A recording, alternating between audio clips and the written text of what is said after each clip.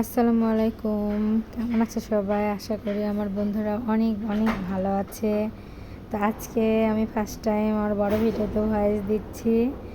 প্রথমে তোমাদের কাছে ক্ষমা চাচ্ছি, যদি কোনো ভুল ত্রুটি হয়ে থাকে অবশ্যই আমাকে ক্ষমা করে দিবে বন্ধুরা। তো কালকে থেকে আমাদের বাসায় পানি নাই, পানির অনেক সমস্যা।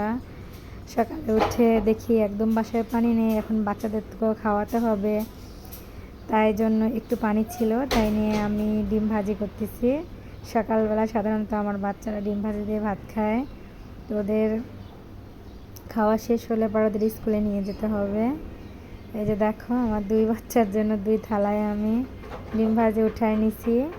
এখন ওদের খাওয়া শেষ, স্কুল থেকে আসলাম, আসার পরে কি আর করার, পানি তো নেই, রান্না টান্না করতে হবে, তাই জন্য বোতল নিয়ে চলে গেলাম।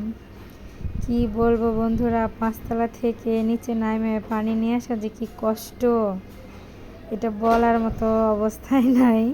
তো দেখি সবাই এক এক করে পানি নিচ্ছে। অনেক সময় দাঁড়াইছিলাম ওইখানে, আমার হাতে 5টা বোতল ছিল, বাচ্চাদের বাসায় রেখে আসছি নিচে। তো নিচতলার ভাবি বললো আমাকে বোতলগুলো দেন, আমি পানি উঠাই দিচ্ছি। তো তারপরে নিয়ে এসে দেখো আমার হাতের কি অবস্থা, একদমই খারাপ পরিস্থিতি। হাত তো নাড়াতেই পারছিলাম না। 3তলায় 2টা বোতল রেখে 2টা নিয়ে আমি আসছি উপরে, এখন রান্না বসাই দিব। এই যে দেখো আমি দুপুরে রান্না বসাই দিছি। স্কুল থেকে আসার সময় একটু শাক আর একটু শাপলা ফুল নিয়ে এসেছিলাম। আমাদের চলন বিল আগে কত শাপলা খাইছি, আর এখানে 3টা, মানে 3টা থেকে 4টা ছিল মনে হয় ডাটা, তাই 20 টাকা নিছে। তো আমি তো দেখে আমার খুব ভালো লাগলো, নিয়ে আসলাম। এখন রান্না টান্না করতেছি, দুপুরে শাক ভাজি করলাম।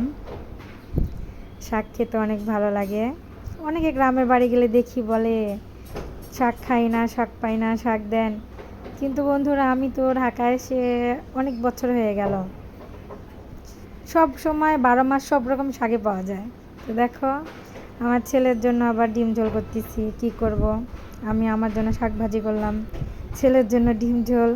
এদিকে তো গরুর মাংস রান্না করছি, ছেলে আবার গরুর মাংস খায় না। তো এমনিতে আমার ছেলের একটু প্রবলেম আছে খাওয়া দাওয়ায়, ওই সব কিছু খায় না। তো ওর জন্য ডিম ঝোল করলাম, বাসার সবার জন্য গরুর মাংস রান্না করলাম। আর আমি তো ডায়েটে আছি, এই জন্য আমি একটু তেল দিয়ে শাক ভাজি করলাম। এই যে দেখো আমার বুড়িটা কার্টুন দেখতে দেখতে ঘুমায় পড়ছে, আমি রান্না করতেছিলাম ওইদিকে। বাবু তো ঘুমায় গেছে, খাওয়া দাওয়া হয়নি, মেয়েটার আমার ঘুমায় গেছে। পানি ছিল না বাসায়, অনেক কষ্ট পাইছে, তো ওই ঘুমায় গেছে। এখন বাবুরা সবাই ঘুমাচ্ছে, আমি কাজটা শেষ করে একটু বেলকনিতে আসলাম।